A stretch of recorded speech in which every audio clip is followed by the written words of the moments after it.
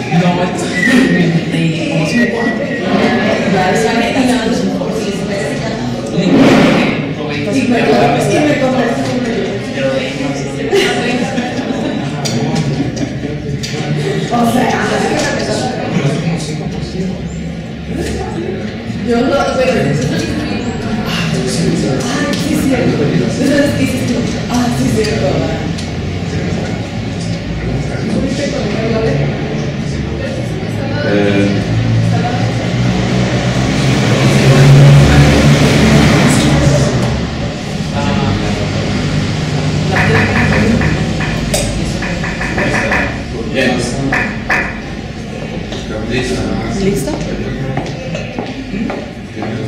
Entonces salí del closet. Todavía no, totalmente.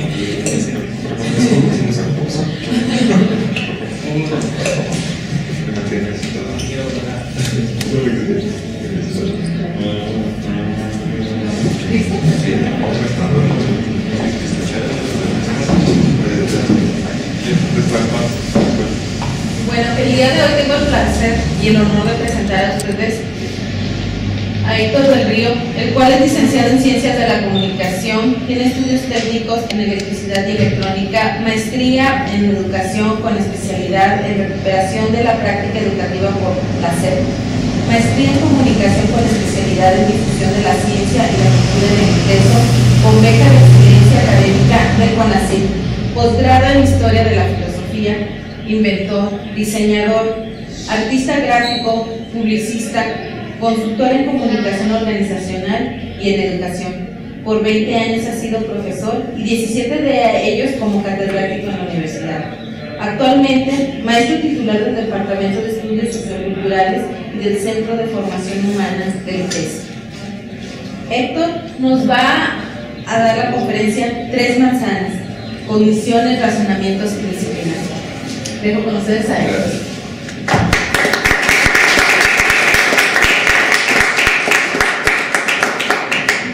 Bueno, el tema que les voy a presentar fue tesis de una de mis maestrías, de mi maestría en Difusión de la Ciencia y la Cultura, y lo presento una parte de la tesis la presento en una de las materias que doy en el ITESO, que se llama Conocimiento y Cultura, y otra parte de la tesis la presento en otra materia que se llama Pensamiento y Lenguaje. Pepe fue alumno mío en una de ellas y fue a preguntarme que si le podía dar una plática a ustedes de ese tema. Y le dije, bueno, es que no es un tema, son muchos temas. Y le dije, mira, tengo estas tres presentaciones de tres temas distintos. Decide de cuál de los tres. Y ayer o antier me enteré que quería de los tres. Entonces, me van a disculpar si me voy un poquito a prisa, pero son tres temas. Básicamente, en mi maestría yo me hice la pregunta de cómo estamos en una época en donde el conocimiento se ha ido especializando y especializando y especializando y especializando, y son ramas con subramas con subramas con subramas, y cada ramificación cada vez parece estar más lejos del tronco y de las otras ramificaciones. Y ahorita los perfiles de las personas que tienen los mejores empleos, los mejores sueldos, es gente que tiene la capacidad de juntar las superespecializaciones de una rama con las de otra. Entonces estamos en una época en donde se habla de postdisciplinariedad, multidisciplinariedad, transdisciplinariedad, interdisciplinariedad, etc. Entonces mi pregunta es, ¿cómo hacer un marco para la educación multidisciplinaria? ¿De dónde salen las disciplinas? ¿Cuáles son?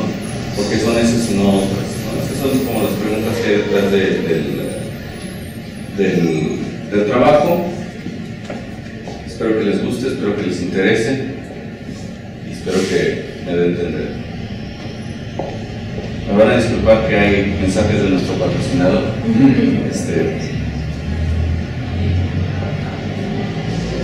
Bueno, esta primera parte, la tesis se llama Tres manzanas y tiene que ver, la manzana es una forma geométrica que se llama toroide en topología, que es una rama de las matemáticas, y el toroide, según Jacques Lacan en su topología de la mente, es la forma de la mente.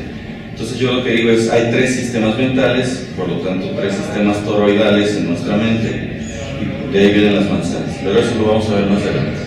En esta primera parte nos va a guiar una pregunta, y la pregunta es, ¿cómo conocemos? Ante la pregunta de cómo conocemos, lo primero que hay que hacer es preguntarnos cuáles son las fuentes, qué parte de nosotros es la que conoce, ¿sí? Y la parte de nosotros que conoce, no conocemos con todo nuestro ser, sino solo con esa parte a la que le decimos el yo, que es un fenómeno que sucede en la mente, ¿sí? Hay muchísimas cosas que mi cuerpo sabe, que mi cerebro sabe, que yo no sé. Mi cerebro sabe mi ritmo cardíaco, mi presión arterial, mi ritmo respiratorio, mi nivel de catecolaminas, mi nivel de glucosa, y yo no estoy enterado de eso, porque yo no sé todos los datos que hay en mí, solamente la mente es la que conoce. Pero una cosa muy importante es distinguir que la mente es una entidad virtual que se genera con el funcionamiento del cuerpo entero, del sistema nervioso, pero que está muy fuerte, ¿no? Vamos a bajar. La mente no es el cerebro, son dos cosas distintas. En un cadáver hay cerebro, pero no hay mente, ¿sí? El cerebro es parte del cuerpo y es una entidad física. La mente está en todo el cuerpo, ¿sí? Y es una entidad virtual. Podríamos tardar mucho explicando eso, pero no nos vamos a detener. Una vez que decimos que conocemos con la mente, la pregunta que seguiría es, bueno, ¿qué es lo que puede conocer la mente? ¿De dónde obtiene datos la mente? ¿De dónde obtiene datos la mente? Del medio ambiente. La primera que se nos ocurre es a través de los sentidos del medio ambiente o un mundo exterior, ¿sí? Eso es la primera fuente de datos que se nos ocurre, y entonces del mundo exterior nos llegan datos a la mente a través de los sentidos. Ahora, si nosotros siguiéramos a Aristóteles nos dice todos los conocimientos pasan a través de los sentidos. Vamos a traicionar y torcer un poco la frase de Aristóteles y vamos a convertirla en todos los conocimientos son sensoriales. Yo creo que no estaríamos de acuerdo. O sea, si yo les pregunto, todos los conocimientos pasan por los sentidos, ¿significa que de lo único que se entera la mente es de lo que pasa en el mundo exterior? ¿Ustedes qué dirían? Que no. ¿De qué más nos podemos enterar aparte de lo que pasa en el mundo exterior? ¿Pasa en el mundo interior? Si decimos que hay un exterior, tenemos que decir que es exterior a qué. Y entonces es exterior a nuestro cuerpo. Y entonces se genera otro escenario, otro campo del que podemos tener conocimiento, y ese conocimiento es nuestro cuerpo. Y también obtenemos datos de nuestro cuerpo a través de algo a lo que denominamos pulsiones. Ahora, hay una gran diferencia entre las pulsiones y los sentidos. Algunos autores a las pulsiones les dicen sentidos interiores, como Javier Zubiri, por ejemplo. Pero hay una gran diferencia, y es que la percepción del mundo exterior, la percepción sensorial es directa, y la percepción pulsional tiene una transformación. Me explico. Mi imagen sensorial de esa silla es el modo en que percibo sensorialmente esa silla. Para mí esa silla es tal como la percibo sensorialmente, no es otra cosa, no hago una transformación. La transformación la hacen los sentidos y ya acabó. Eso que percibo ya es para mí la silla. Sin embargo, en las pulsiones nosotros somos avisados por el cuerpo que hubo un cambio en la composición de la estructura del cuerpo. Cuando el cuerpo modifica su estructuración, nos avisa y tenemos la sensación de ese cambio, y aparte se convierte en otra cosa, se convierte en un impulso de acción o de inacción al que le decimos en general ganas. Pongo ejemplos. Si bajan mis niveles de glucosa, ¿sí? Yo siento un poquito de debilidad, tal vez un mareíto, tal vez dolor de cabeza, que me gruñe la tripa y un malestar como opresivo, vacío en el estómago, ¿sí? A eso le denominamos hambre. Pero el hambre no es solamente, ni siquiera primordialmente este malestar. El hambre son ganas de comer. Cuando bajan mis niveles de líquidos, aumentan mis niveles de sodio, yo siento sed. La sed la experimento como boca seca, ¿sí? Se queda en la boca, un malestar generalizado, pero no es eso primordialmente la sed. La sed se convierte en otra cosa, se convierte en ganas de beber, ¿sí? Cuando yo me asusto, hay un cambio en mi cuerpo, ¿sí? Secreto a noradrenalina y adrenalina de las glándulas suprarrenales, hay menor circulación sanguínea en el tejido periférico, aumenta el pulso, aumenta el ritmo respiratorio, pero yo no lo siento así, yo lo siento como el miedo, se siente como ganas de atacar o huir, ¿sí? Estas ganas de son el modo en que el cuerpo nos habla a través de pulsiones que son un principio de acción o inacción al que le podríamos denominar patos. Ahora, patos no de cuac cuac, sino patos de donde viene la palabra empatía, apatía, padecimiento, pasión. Eso es un patos, ¿sí? Ahora, esta capacidad de sentir los patos que sienten los humanos es lo que nos permite que los otros humanos no sean un fenómeno en el mundo exterior, sino que sean algo que tiene una resonancia en nuestro propio cuerpo, ¿sí? Y eso nos hace humanos entre los humanos. Lo que hace que los humanos seamos humanos entre los humanos es que tenemos un cuerpo humano como el de los otros humanos. Los otros para nosotros es una presencia sobre todo física, ¿sí? El otro en su corporeidad, ¿sí? Es el que constituye la dimensión social del humano. Nosotros podemos entender a otros humanos porque ellos también tienen cuerpo humano con los mismos patos de los humanos, ¿sí? Mientras más se parezca el cuerpo de un ser vivo al del humano, mejor nos podemos entender entre nosotros. Nos podemos entender mejor con los delfines que con las cucarachas, porque el cuerpo y el cerebro del delfín se parecen más al nuestro que el de una cucaracha. Pero no podemos platicar con los delfines porque no tenemos el sistema auditivo del delfín, no tenemos cerebro del delfín, no tenemos sistema nervioso del delfín, no tenemos garganta del delfín, no tenemos boca del delfín, básicamente no tenemos cuerpo del delfín, ¿sí? O sea, nunca vas a ver que en Selva Mágica que llegues y el entrenador, ¿no?, chismeando con el delfín, que estén ahí poniéndose el chisme que el delfín está platicando. No, la foca es una facilota. Eso no va a pasar, ¿sí? No llegamos a ese grado de entendimiento porque no tenemos cuerpo de delfín. Entonces, hay una parte en la que nos podríamos tardar mucho, pero la experiencia fundante de la dimensión social es la experiencia corporal, con sus angustias, con sus deseos, con sus sufrimientos y sus placeres, ¿sí? Yo puedo entender a los humanos como si fueran una cosa distinta que solamente objetos físicos y objetos cognitivos, porque yo puedo sentir lo que ellos sienten, ¿sí? Gracias a un montón de cosas, entre ellas las neuronas espejo recién descubiertas no hace mucho en la Universidad de Parma por el doctor Giacomo Pisolati. Saber que puedes tú pensar qué está pensando el otro, tener esta que le dicen los antropólogos y los etólogos teoría de la mente, nos convierte en lo que los evolucionistas le dicen el simio maquiavélico. Podemos saber lo que los otros sienten, ¿sí? Entonces, cuando alguien llega y te dice que pásale por aquí, yo te ayudo a sacar el dinero de tu tarjeta en el cajero, ¿sí? Tú puedes entender que este cuate te quiere ayudar, que te quiere robar, porque tú has sentido la generosidad y tú has sentido la ambición. No podrías entender la ambición si fueras incapaz de sentirlo. Lo que nos permite entender a los humanos es sentir las pasiones humanas, ¿sí? Entonces, esta segunda dimensión tiene como un excedente que es esta capacidad de transformación de la sensación a las ganas, ¿sí? Que es el sustrato, la infraestructura en donde después la mente va a montar esta capacidad simbólica que es básicamente eso, la capacidad de transformar una cosa en otra.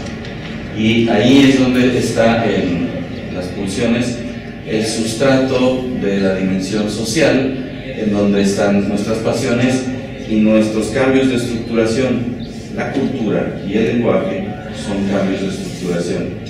El que no lo crean, nuestro cuerpo, el momento que está sentado, peinado, vestido, tu condición física, tu cantidad de grasa, tus gustos, etc., son cultura, es tu cultura incorporada, así con todo el peso de la palabra incorporar, hecha cuerpo. Y el lenguaje no son contenidos en la mente, son tejidos, estructuras en la mente, ¿sí? Por eso cuando alguien pierde la memoria no pierde su idioma, porque no es un contenido, es una estructura, ¿sí? Ahora, habrá otra fuente, ya establecimos dos fuentes para la mente, del mundo exterior a la mente, de nuestro cuerpo a la mente, y la única fuente que nos queda es de la mente a la misma mente, ¿sí? Y la mente se entera de los contenidos de sí misma gracias a la memoria y gracias también a la imaginación. La imaginación no es otra cosa más que el uso arbitrario de los contenidos de nuestra memoria. Es decir, la imaginación es como armar castillitos con Lego, pero los bloquecitos de Lego son recuerdos. No podemos imaginar nada que no esté hecho de elementos que recordamos. Y el que no me crea trata de imaginarse un color que nunca ha visto. Entonces, tenemos que la mente conoce a partir de tres fuentes y por tres medios. Y solo esas tres fuentes y solo esos tres medios. Del mundo exterior a la mente a través de los sentidos, del propio cuerpo a la mente a través de las pulsiones y de la mente a la mente misma a través de la memoria y la imaginación. Y bueno, resulta que cada una de estas tres fuentes tiene cierta lógica, ciertas reglas, ciertos criterios de verdad, y eso genera en nosotros tres distintos discursos con tres distintas lógicas, con tres distintas epistemologías que cuando interactúan entre sí generan un ciclo que nos permite tener esto lo que denominamos mente. No sé si están familiarizados con, yo creo que tú sí, con el teorema de Gödel. ¿Sí? El teorema de Gödel, de Kurt Gödel. A finales del siglo, bueno, estoy pensando que todavía estoy en el siglo XX. A finales del 19, principios del 20, ¿sí? Ya entrado el siglo XX todavía, se generaron ciertos intentos por hacer que las ciencias sociales fueran ciencias exactas como las ciencias naturales. Intentos que reventaron por todos los márgenes, por todos los vértices, y uno de los intentos más colosales fue el Principia Matemática de Bertrand Russell y Alfred Whitehead, un librotote así en dos tomos, o sea, los dos tomos juntos así, trancazo así, en donde se trataba de encontrar los principios matemáticos detrás de la filosofía y el razonamiento lógico para sentar las bases matemáticas definitivas de una vez y para siempre para toda la filosofía posterior. ¿Sí? Era un sistema que pretendía ser autocoherente. Y Bertrand Russell publicó una tesis doctoral de 10 hojas que le dio jaque mate muy elegantemente al principio matemática de Bertrand Russell, en donde se le dice el teorema de Gödel, pero son dos teoremas. El primero dice todo conjunto de afirmaciones o todo universo lógico o toda teoría T contiene adentro afirmaciones S tales que ni si S ni no S están en T. Es decir, en toda teoría hay afirmaciones que no se pueden ni probar ni disprobar, ¿sí? Ni probar como ciertas ni como falsas adentro de esa teoría. Es decir, toda teoría tiene que tener axiomas, ¿sí? Principios o postulados gratuitos dentro de la teoría. El segundo teorema de Gödel es: toda teoría T contiene enunciados S tales que ni más S ni menos S pueden ser probados en T, porque S no proviene de T, sino que proviene de T'. Y T' a su vez contendrá enunciados S' que no pueden ser ni probados ni disprobados en T' porque provienen de T'. Básicamente ese es el teorema de Gödel.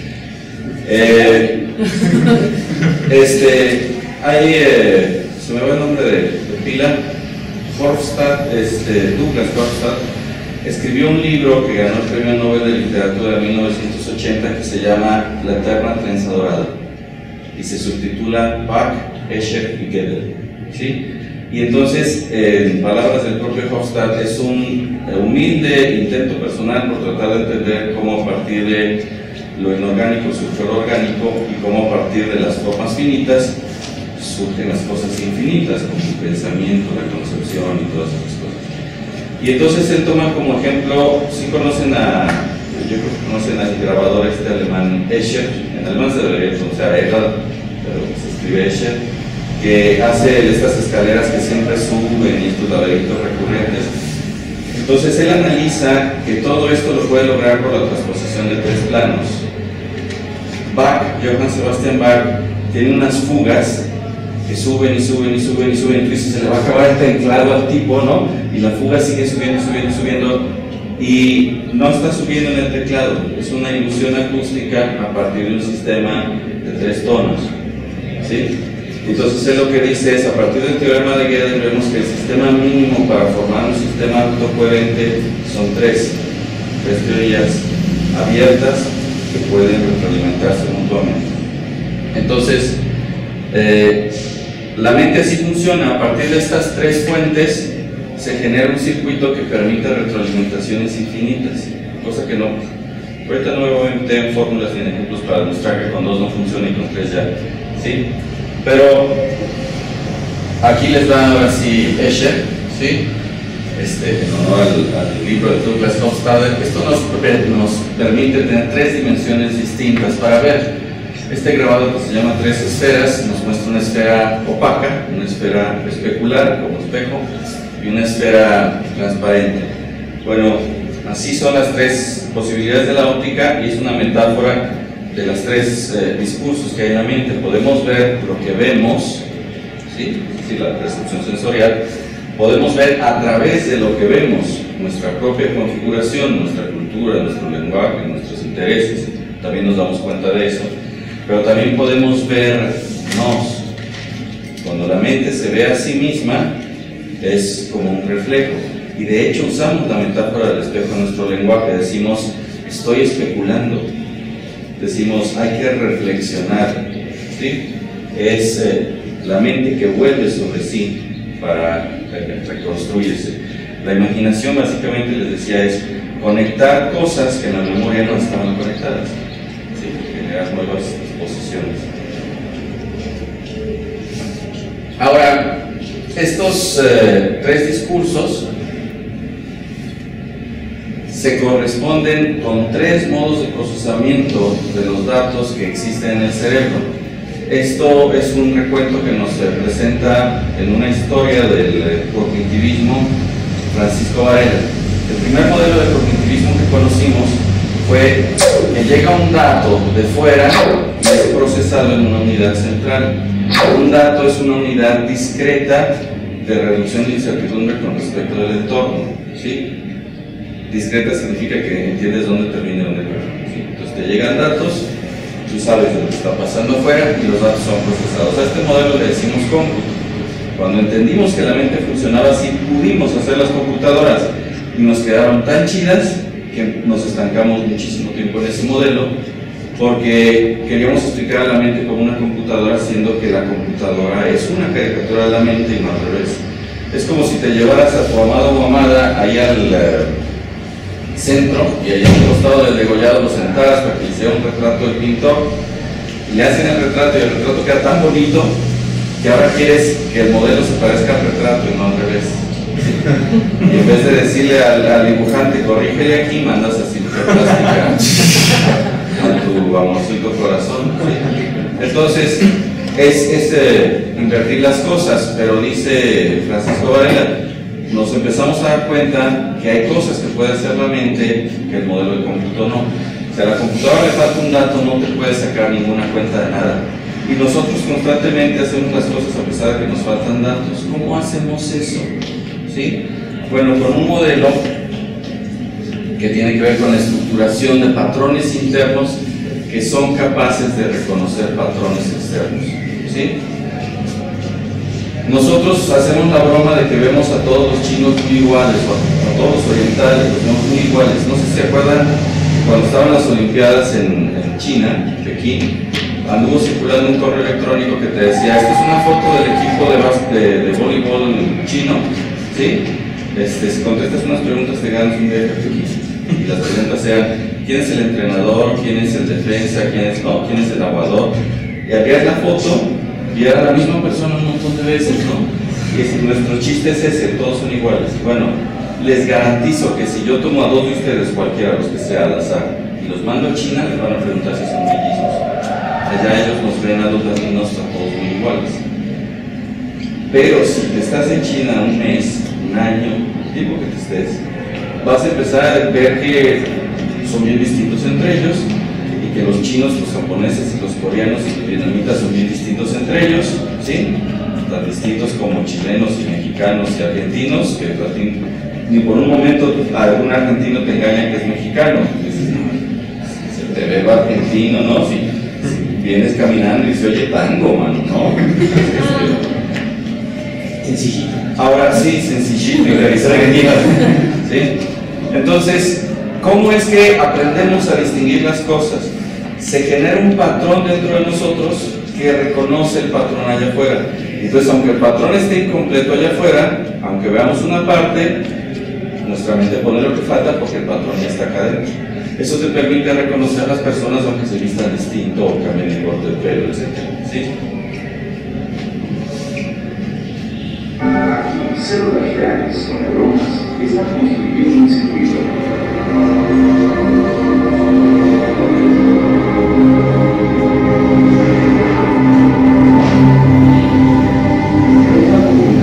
Las neuronas forman conexiones entre sí, creando vastas cadenas de comunicación.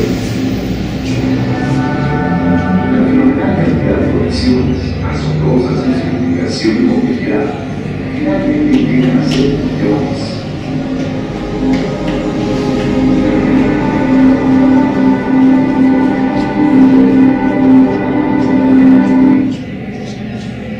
Bueno, este es un fenómeno que se descubrió en escala histórica hace muy recientemente, ¿sí? A mediados del siglo XX. Es un fenómeno que se llama neuroplastía. Todo lo que haces, todo lo que dices, todo lo que piensas, todos los días recablea tu cerebro. Durante muchos años se trató de hacer un mapa del cableado cerebral para saber dónde estaba el área del hablar, el área y había partes difíciles de mapear, y bueno, ya sabemos que ningún cerebro humano es igual al otro, y el del mismo sujeto no es igual de un momento a otro de su vida. Pero más impresionante que decir todo lo que haces, todo lo que dices y todo lo que piensas cambia tu cerebro físicamente, es decir, y todo lo que dejas de decir, dejas de hacer, dejas de pensar también, porque los circuitos neurales que no estás usando, ¿sí? Están ahí como novia de rancho y pues ya a ver a qué horas, ¿no? Hay agarraditos de las manos, bueno, de las dendritas y los axones. Entonces, si se está necesitando chamba ya, se sueltan y se conectan allá, donde hace falta, ¿sí? Entonces, por ejemplo, un ciego tiene muchísimo mejor tacto y muchísimo mejor oído que alguien que ve. ¿Cómo es? Bueno, porque toda la corteza visual se asoció con esos sentidos y ahora lo está usando ahí.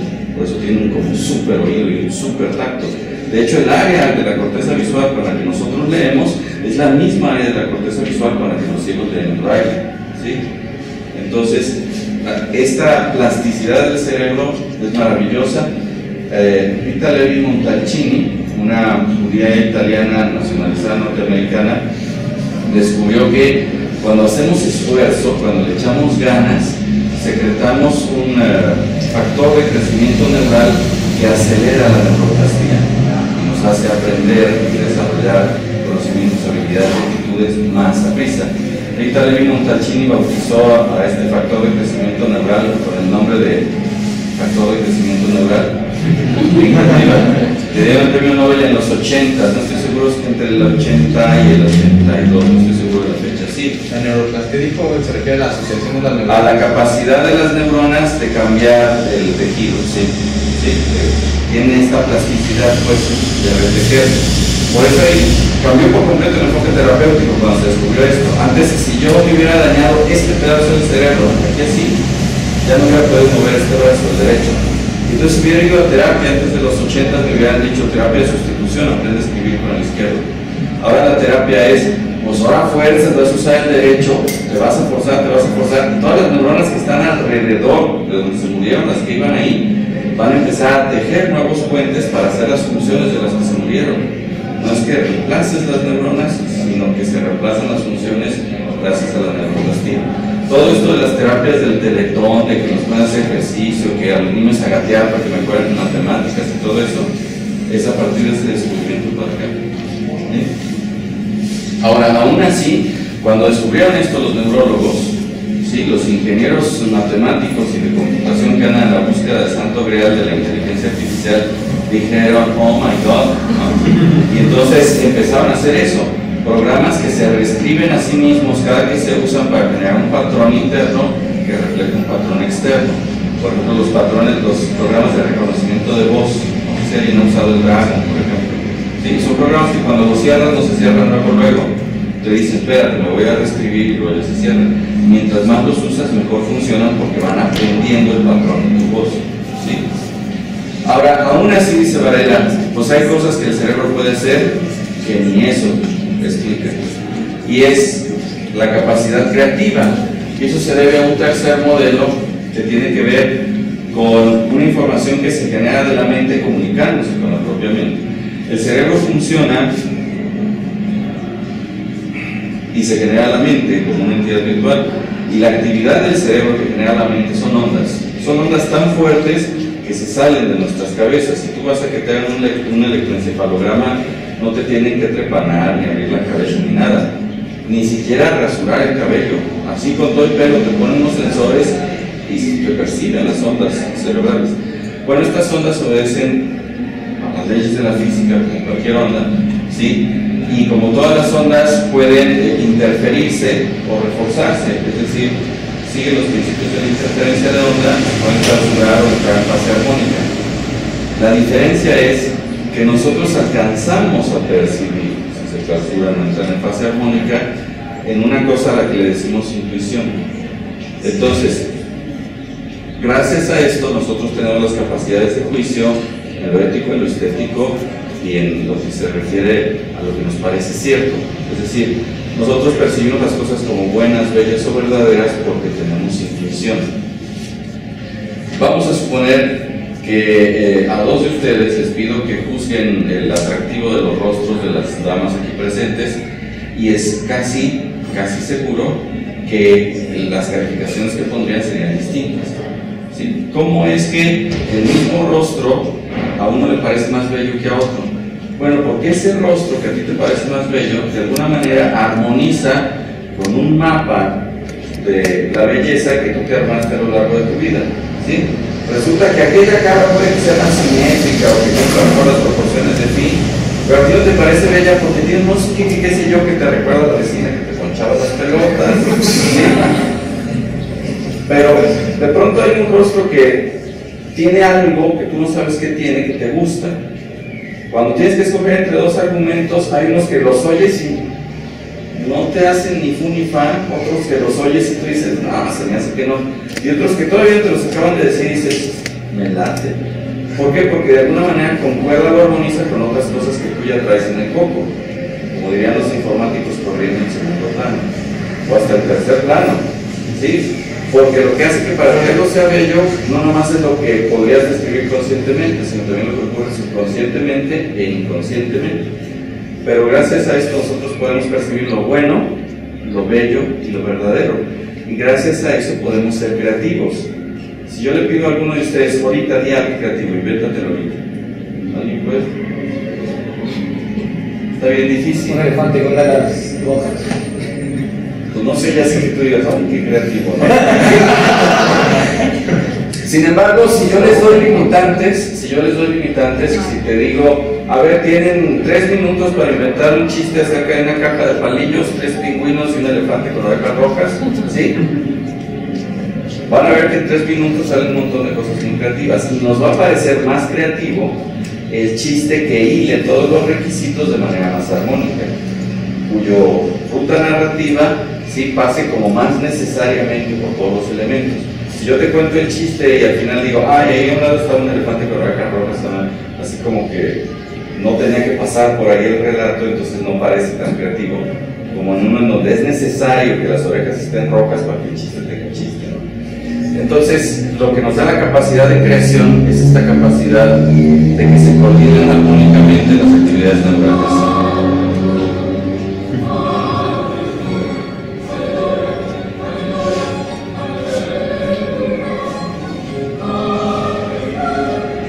Bueno, ahora el resultado es que tenemos estos tres sistemas, pero si decimos tres manzanas son como tres cosas separadas, tres objetos aislados, pero tenemos que pensar que en realidad estos tres manzanas son tres sistemas y que estos sistemas no operan por separado, sino que operan en conjunto y se interposibilitan mutuamente, ¿sí? Nosotros podemos pensar las cosas aisladamente, ¿sí? O sea, yo puedo pensar solamente en las experiencias intelectuales que tuve el día de hoy, pero el día de hoy también estaba teniendo experiencias físicas, corporales, sensoriales, también estaba teniendo experiencias funcionales, ¿no? Ahorita tengo sed, hace rato estaba haciendo mucho calor, ese tipo de ondas, ¿no? Las cosas no suceden puras, no hay cosas puramente sensoriales o puramente intelectuales o puramente sociales. Se dan juntas, las podemos pensar por separado, pero no ocurren por separado. ¿Sí? Eso es lo que le decimos la realidad que es.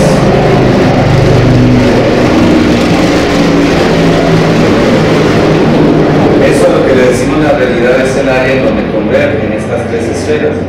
Sí, por ponerles una metáfora, esta televisión que tengo aquí detrás de mí tiene un sistema de tres cañones, ¿sí? Con tres colores en una matriz que se llama RGB, que viene de Red, Green, Blue, ¿sí? Y combinan tres colores para formarlos todos, más o menos como tu impresora, ¿sí? Entonces, en una fotografía todo color, por ejemplo, esa fotografía la podemos aislar en los tres canales y podríamos ver el canal rojo, el canal verde, gracias, y el canal azul, pero solamente donde se entrelazan los tres canales vemos a todo color, de tal manera que contrapelo, como ha hecho la cultura occidental, de sobrevalorar un tipo de conocimiento sobre los otros tipos de conocimiento, deberíamos de valorar los tres porque son los que nos permiten ver a todo color, así decir, ¿sí? Entonces ha habido, por ejemplo, un desprecio de la dimensión social en Occidente, la historia es muy larga, ¿sí? Y esta idea de que el humano, por ejemplo, la antropología hebrea, para la antropología hebrea, el humano está hecho de tres dimensiones, ¿sí? El cuerpo, que sería el basa, que significa carne, ¿sí? El espíritu, que es roa, que significa literalmente aliento, y el cuerpo, que es nefesh, que es literalmente significa garganta o entrañas, ¿sí? Pero son la dimensión biológica, la psíquica y la social del sujeto. Pero a la hora que Occidente se embarcó en el modelo griego de psique y soma, este modelo dual, salió sobrando lo social y nos parece que en la constitución de nosotros mismos somos individuos, siendo que la mente es un tejido social, ¿no? Pensamos con nuestro idioma, no mi idioma, nuestro idioma. El idioma nos aclaró Vygotsky, yo creo que de manera incontrovertible, que es un tejido social. No se puede tener individualmente el idioma. Y sin el idioma no nos funciona poco, pensamos lingüísticamente, ¿sí? Entonces tendríamos que revalorar las tres cosas. Ahora, todos los sistemas filosóficos, todos, tienen que empezar de una premisa, algo que les parezca innegable. Los sistemas filosóficos en Occidente siempre empiezan de una de estas tres premisas. O están seguros de que existe la percepción sensorial, o están seguros de que existe la razón, o lo que están seguros es del lenguaje, ¿sí? Voy a poner ejemplos de cada sistema. Pongo un filósofo clásico allá de los antiguos griegos y a un filósofo, cuando ponía la representación en el ITESO intenté poner un filósofo actual, pero nadie los conocía. Como que los filósofos, para que te conozcan, te tienes que morir. Entonces, puse filósofos famosos, aunque no tan actuales, ¿sí? Pero más bien tirando a modernos. Entonces, por ejemplo, Aristóteles, que dice que todo conocimiento pasa a través de los sentidos, se inventa el método empírico, hay que experimentar para ver si lo que dice es cierto, ¿sí? O Comte, que en su método de filosofía positivista nos dice que el conocimiento más acabado, más válido, o el que a él le parece más importante, es aquel que se puede verificar sensorialmente, ¿sí? Que se puede medir, pesar, repetir. Ejemplos de filósofos cuyo sistema es el pensamiento de la razón serían en la antigüedad Platón y su mundo de las ideas y su mito de la caverna y todo eso, que decía que los objetos sensibles son sombras de las ideas, ¿sí? Tú volteas allá y ves un árbol. ¿Cómo sabes que es un árbol si nunca lo habías visto? A ese no lo habías visto. Bueno, todos los árboles son árboles porque participan del esquema del árbol, y el esquema del árbol, la arbolitud, no es un objeto físico, según Platón es una idea. Entonces todos los objetos físicos que vemos los reconocemos gracias a constantes, y esas constantes, es decir, tú dices, aquí están las sillas, no le pones un nombre distinto a cada silla, ¿sí? Entonces son sillas porque tienen un patrón de silla, y el patrón de silla no es un objeto físico, es una idea. Dice, lo que realmente existe son las ideas, y los objetos físicos son las sombras de las ideas, ¿no? Descartes, por su parte, cuando quiere empezar su sistema filosófico de una certeza que le parezca innegable, porque dice, voy a dudar de todo, a la hora que está dudando dice, bueno, pues si dudo, estoy pensando, no puedo dudar de que pienso, porque al dudar pienso. Entonces, si pienso, bueno, por lo tanto existo, su famoso cogito ergo sum, y a partir de allí empieza a desarrollar todo su sistema, ¿sí? Filósofos que tienen como base su sistema la interacción dialógica o el lenguaje son, por supuesto, el viejo Sócrates y sus diálogos, ¿sí? Que inventó la mayéutica, un modo de encontrar la verdad con el diálogo, tratando de encontrar las contradicciones y los fundamentos en el discurso. Y Ludwig Wittgenstein, este filósofo austriaco, uno de los primeros filósofos del lenguaje, que nos dice que la mayoría de los problemas filosóficos no son problemas filosóficos, son problemas lingüísticos. Estamos hablando de distintas cosas, diciéndoles del mismo nombre, o estamos hablando de la misma cosa y lo estamos diciendo de distinta manera, ¿sí? Bueno, después de haber visto esto, tendríamos que concluir que ninguna de las tres certezas es la certeza última. Para que la certeza funcione tienen que ser las tres, y tienen que ser las tres juntas, y tienen que ser las tres con la misma importancia, de manera que las tendrías que escribir en un círculo para no escribir ninguna primero que la otra, porque si escribes una primero le estás dando más importancia a eso, ¿sí? Y entonces este es el departamento de las certezas humildes. De lo único que podemos estar seguros, así, seguros, es de muy pocas cosas, y esas pocas cosas nos parecen muy poca cosa, pero son cosas como esta, ¿sí? Lo que percibo, yo lo pienso con nuestro lenguaje, o con nuestro lenguaje que percibo yo pienso, o yo pienso con nuestro lenguaje que percibo, de donde lo quieran empezar, ¿sí? Ahora, esta estructura es la estructura de la mente opera así. Karl Pribram es un neurólogo que escribió este libro que se llama Cerebro y Percepción, donde postuló la teoría de la mente holográfica. Sí, algunos dicen cerebro holográfico, pero está mal, porque finalmente es la mente. En donde él descubrió que toda la mente está al mismo tiempo toda en todo el cerebro, como un holograma, ¿sí? Él trataba de encontrar la manera en que se almacenan las memorias en el cerebro. Entonces le enseñaba un truco a una rata, y luego le extirpaba un pedazo del cerebro a ver si todavía se lo sabía. Le quería extirpar el sitio en donde se había almacenado el recuerdo, ¿sí? hizo experimentos durante años para localizar puntualmente el almacenamiento de un recuerdo y poderlo extirpar. Cuando él estaba haciendo sus experimentos, hubo un revuelo en la comunidad científica y hasta ciencia ficción se escribió al respecto. No sé si vieron El eterno resplandor de una mente sin recuerdos.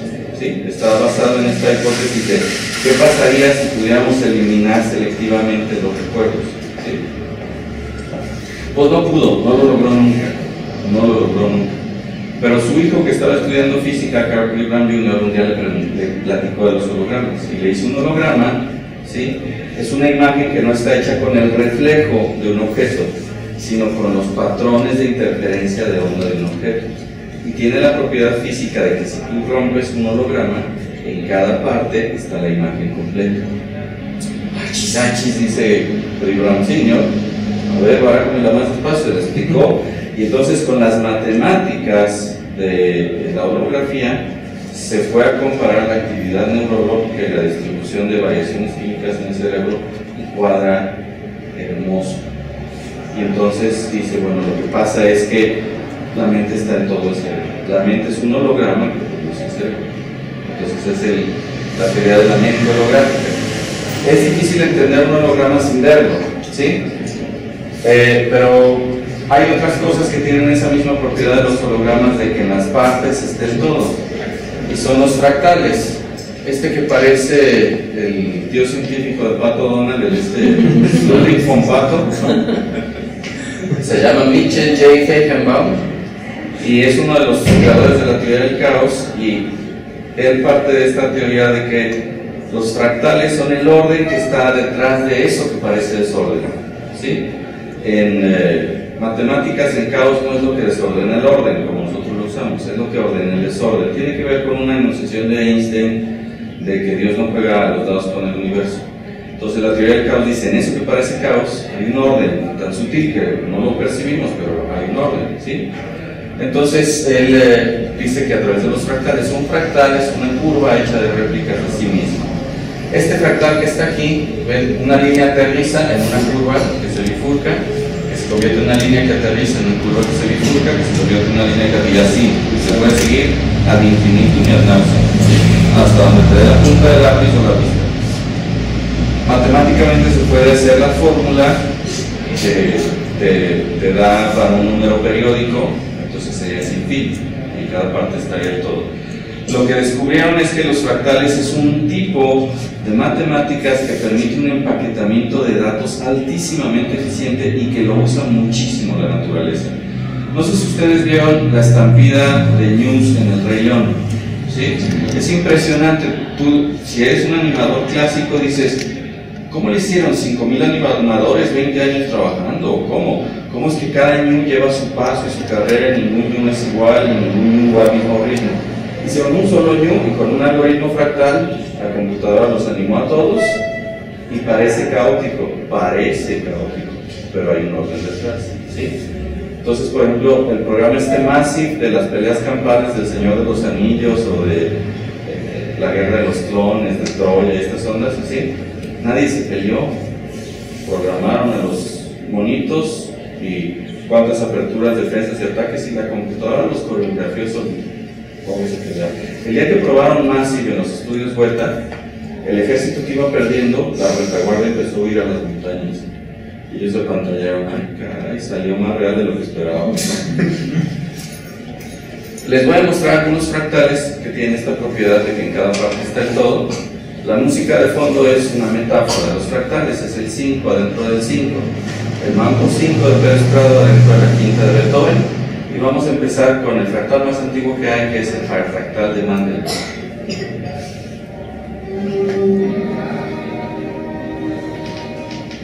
Este es el fractal de Mandelbrot, es el que más ha sido estudiado.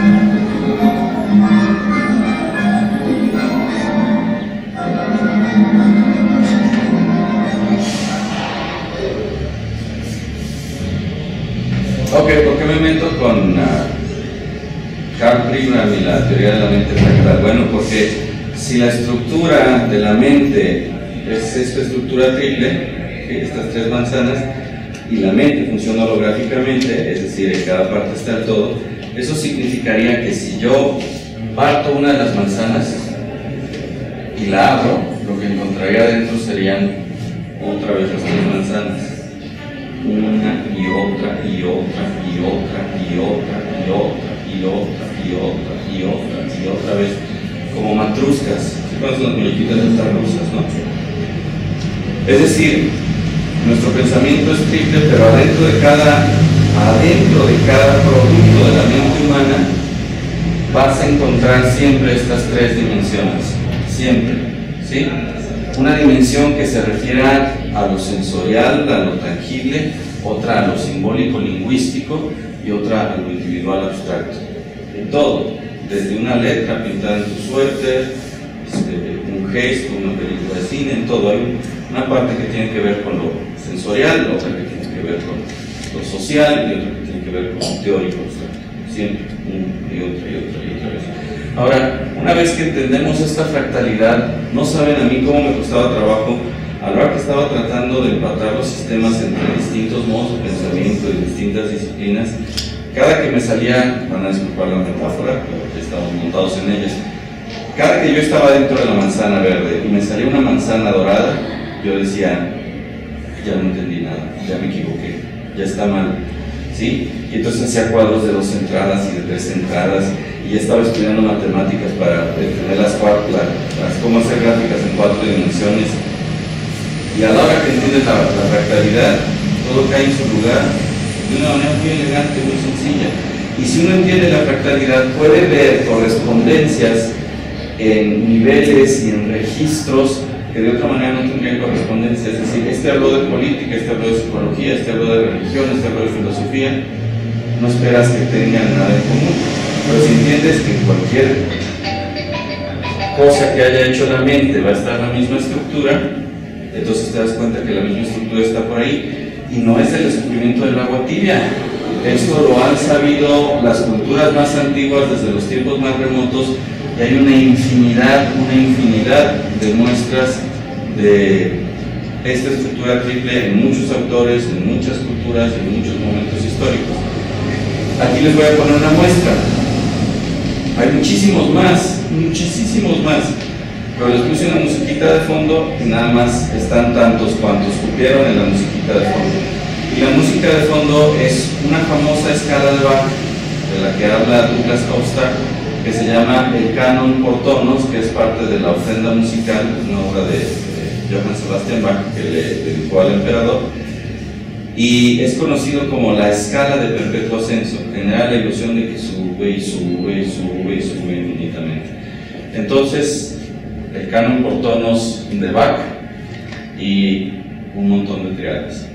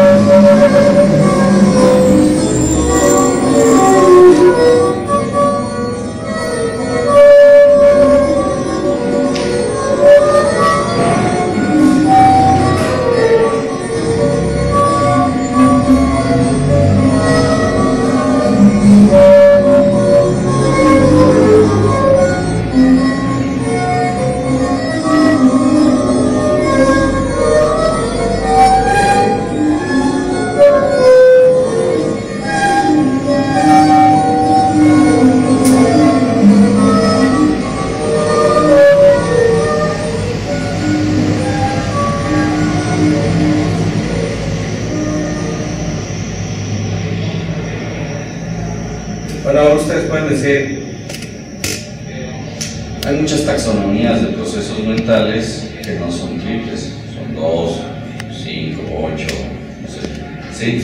Bueno, si tú piensas en esta clave de lo que se refiere a lo material, lo que se refiere a lo social simbólico, lo que se refiere a lo abstracto teórico, y analizas todas estas taxonomías, puedes encontrar el 3, aunque no parezca. Y esto se debe a la interacción que tienen estas tres esferas, ¿sí? Por ejemplo, si las esferas se encimaran, ¿sí?, generarían otra área, y entonces tenemos más categorías. Entonces, por ejemplo, los tres elementos, así sin que los cruces, bueno, te dan 3, ¿sí?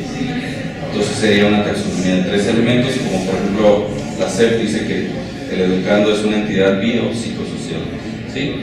Algunos que son así como fanáticos de esta dialéctica, ¿sí?, el 3 lo hablan a partir del cruce de 2, ¿sí? Y la síntesis, que sería la abstracción, viene a partir de los otros 2 elementos.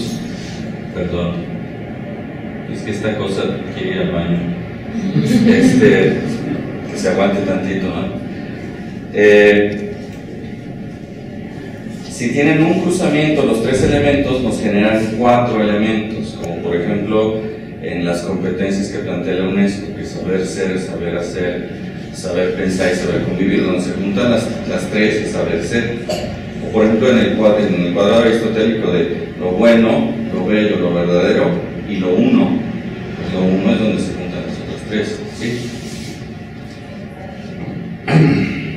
Si tienen 2 cruzamientos, entonces nos dan 5 categorías. Tenemos, por ejemplo, la pirámide de Maslow. Empieza con lo material, sigue con lo social y termina con lo abstracto, ¿sí? Solamente que aquí, para no brincar de un escalón a otro, pone como entre un escalón y otro, como un degradado, una mezcla. Entonces nos da 5. Bueno, ¿y qué pasaría si la punta se mezclara con la de hasta abajo? Bueno, entonces nos daría 6. Si diera la vuelta, nos daría 6. Un ejemplo es, por ejemplo, el cuadro de los sombreros para pensar de Edward de Bono. Sí, son 6 sombreros para pensar, pero claramente podemos notar que son 3 registros. 3 registros con sus gradientes que se mezclan con el registro vecino, ¿sí? Si cruzaras los 3 círculos, se generan 7 áreas y nos da los 7 saberes de Edgar Morin, o los 7 tipos de saber aristotélicos, ¿sí? 7 virtudes. Si cruzas 3 planos como estilo cartesiano, ¿sí?, nos da 8 áreas, ¿sí? Como por ejemplo el diagrama Arhua, que se usa para el I Ching y esas cosas, que se usan mucho en Oriente, ¿sí? También lo usan para el Feng Shui y esas cosas. Si haces un cuadro de 2 entradas, los 3 por aquí, los 3 por acá, se generan 9 categorías, como en la metodología de Lonergan, que se usa mucho en ciencias sociales, especialmente en psicología y sociología se usa mucho, que te da un análisis más fino porque parten más pedacitos cada cosa. Ahora, si tú hicieras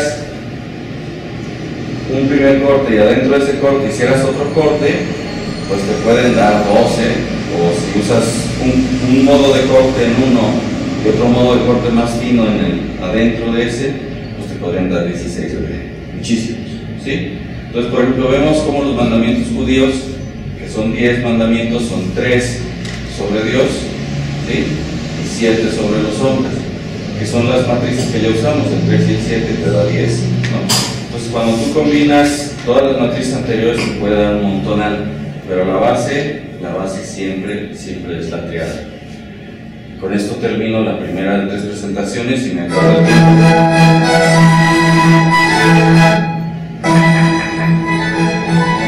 Perdón.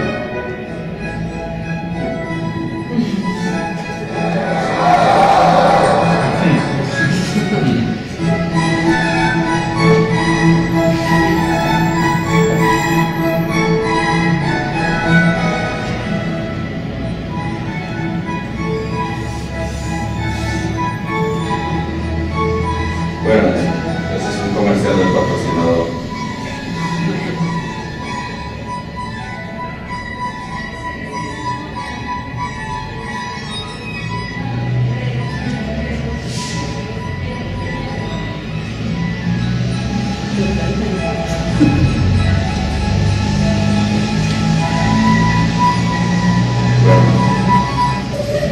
Gracias. Esta es la primera de 3 presentaciones, pero ya me consumí el tiempo que tenía. Espero que con eso baste, pero les interesan las demás. En el ITESO está abierto al público una base de datos con las tesis de quienes hemos hecho tesis ahí, y la base de datos se llama CCDoc, de Ciencias de la Comunicación junto a documentos, ¿sí? Si a alguien le interesa, ahí está la tesis en PDF, la puede buscar y leer completa, y espero que les haya sido de su interés. No sé si tengan preguntas, dudas, comentarios, quejas, inconformidades o chascarrillos. Yo nomás una. Dime. Ya ves que dijiste que todo se basa, al menos en la mente, todos lingüísticamente pues pensamos igual, ¿no? Entonces una persona que es ciega, sorda, lo que pasa es que, mira, por ejemplo, antes la sordera era un tipo de retraso mental que ahora consideramos evitable. Las personas que no desarrollaban interacción lingüística no desarrollan todas las capacidades mentales que tienen, ¿sí? Entonces, esto lo hemos encontrado, que es muy fácil. Si alguien que es sordo no ha podido hablar lingüísticamente con los demás, le enseñas un lenguaje de señas, un lenguaje lingüístico, aunque no fonético, ¿sí? Inmediatamente se empiezan a disparar sus capacidades, ¿sí?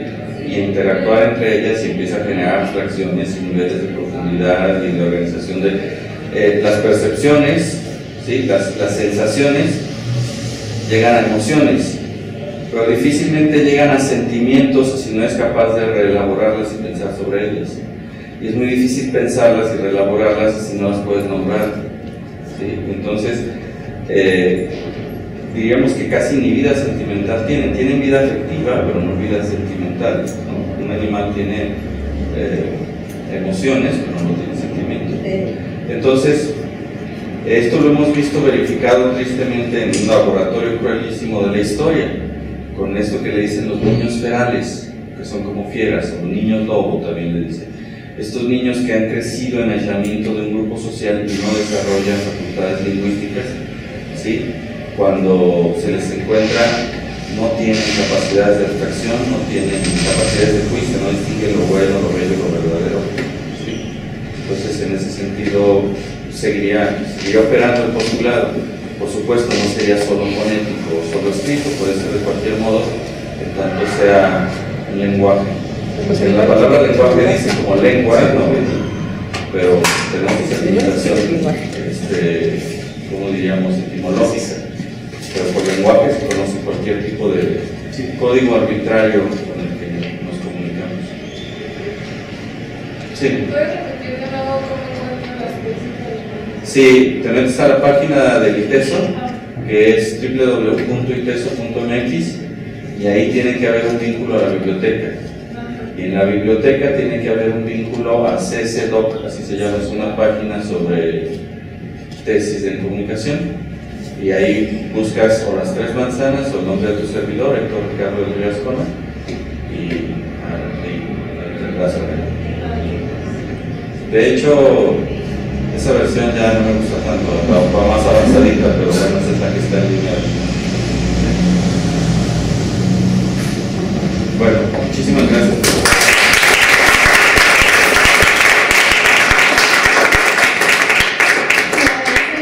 Porque nos dejaste con ganas de más. Ay, qué bueno. La verdad, sí.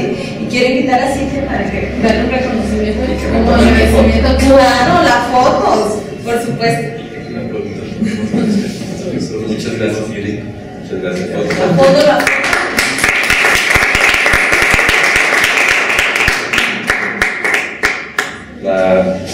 Les voy a dar un quemoncito de otra cosa, más un quemoncito de la otra presentación.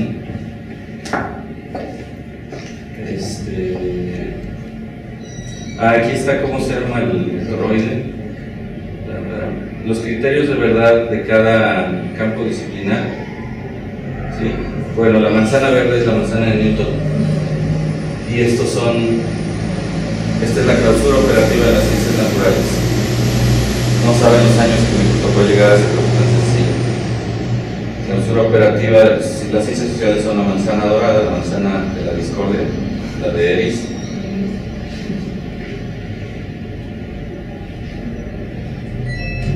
y esta es la clausura de las ciencias sociales, su objeto de estudio, sus límites, sus operaciones y sus reglas. Y por último, las humanidades, ética, estética y religión. Sí. La manzana de la nieve. Y esta sería la cláusula operativa de las humanidades. Son cosas de las que hay mucho que decir y a mí me apasionan mucho y les agradezco que me hayan escuchado.